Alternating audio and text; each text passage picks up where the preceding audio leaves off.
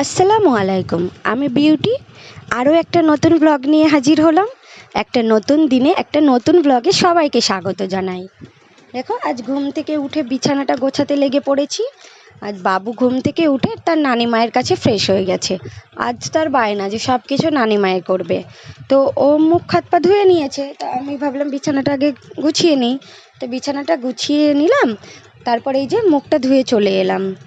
যেহেতু বাবুর হয়ে গেছে, তো আমি একটু রিল্যাক্সভাবে আস্তে সুস্তে করছি। মুখটা ধুয়ে নিলাম, তারপর চুলটাও বাইরে থেকে আঁচড়ে চলে এলাম। তারপর তাকে বললাম, বাবুকে বললাম যে আমি খাইয়ে দিচ্ছি।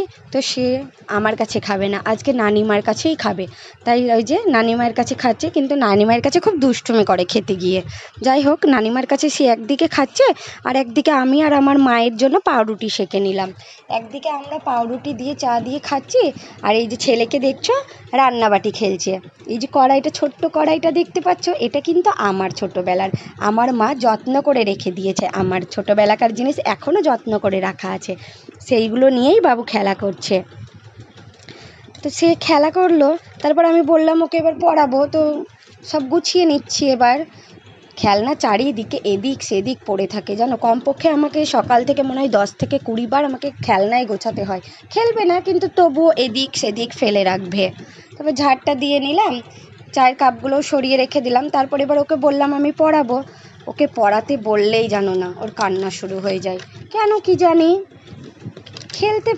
খেলবে তখন কান্না করবে না, কিন্তু এই যে পড়ার নাম শুনলেই কাঁদবে। মুখে মুখে পড়বে, দিব্যি সুন্দর মুখে মুখে পড়ে নেবে, কিন্তু লেখার নাম শুনলেই আর পারি না আমি ওকে সামলাতে। সব লিখতে পারে, তবুও সেই কান্না। স্কুলেও তাই করে, জানো।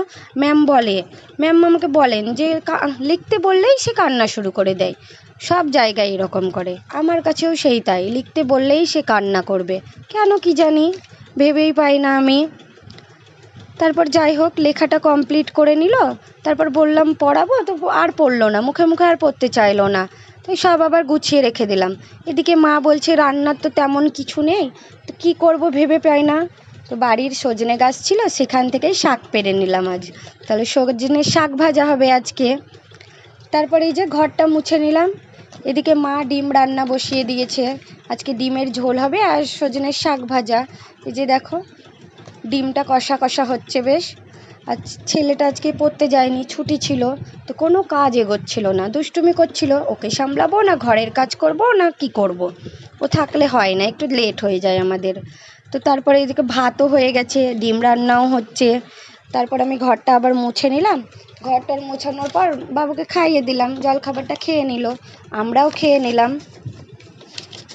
একটু ঘর মুছতে দেরি হয়ে গিয়েছিল। তারপরে এই যে একটা জামা কাপড় ছিল, বাবুর ছিল, আমিও কেচে নিলাম সেটা। এদিকে মা রান্না করছে, আমি এদিকে এটা করছি। আমার মা আমার অনেক হেল্প করে। আজ আমার মা আছে বলেই হয়তো আমি ছেলেটাকে দিব্যি সুন্দর মানুষ করতে পারছি, নইলে কি যে করতাম, ঘরের কাজ করতাম না, ওকে সামলাতাম। কারণ ও এত দুষ্টু, একজন ওর পেছনেই চাই। মানে একজনকে ওকে সামলাতে হবে আর একজনকে ঘরের কাজ করতে হবে, নইলে হয় না, জানো তো। মা আছে বলে সব কিছু ম্যানেজ করতে পারি। তারপরে এই যে ওকে নিয়ে স্নান করতে চলে এলাম। জল পেলে তো আর কিচ্ছু চাই না তার, গামলার মধ্যেই ঢুকে বসে আছে, জল ছেড়ে উঠতেই চায় না। তারপরে এই যে টাওয়াল জড়িয়ে চলে এলো। উঠতে চায় না, জানো না, স্নান করতে গেলে, কিন্তু কি করব, ঠান্ডা লেগে যাবে না। তারপরে এই যে জামা টামা পরিয়ে দিলাম। তারপর আজকে নানিমায়ের কাছেই খাবে, সেটাই বললো। আজ তো ওর নানিমায়ের ডে, মানে নানিমার কাছেই থাকবে আজকে। শুধু আমার কাজ ওকে যত্ন করে সাজগুজ করিয়ে দেওয়া, আর তারপর ওর নানিমায়ের কাছে খাবে আজকে। এই যে চুল টুল আঁচড়ে দিলাম, পাউডার মাখিয়ে দিলাম, তারপর চলে গেলাম আমিও স্নান করতে। স্নান সেরে আমার আর বাবু জামা কাপড় ছিল, সেগুলো আবার কেচে নিলাম। এইভাবে আমি রোজ স্নান করার পর কেচে নিই, তাহলে কি হয়, সকালের দিকে অল্প কটা জামা কাপড় থাকে, বেশি কাচতে হয় না। কারণ এমনিতেই সকালের দিকটা আমি সময় পাই না, ওর পড়া থাকে, তো সব কিছু তাড়াহুড়োতে করতে হয়। তারপরে যে সন্ধেবেলায় আমরা আইসক্রিম নিয়ে এসেছিলাম, সেটাই এখন খাবো। দেখো, ও দিব্যি সুন্দর ভাগ করে দিল আজ, এইটুকুই।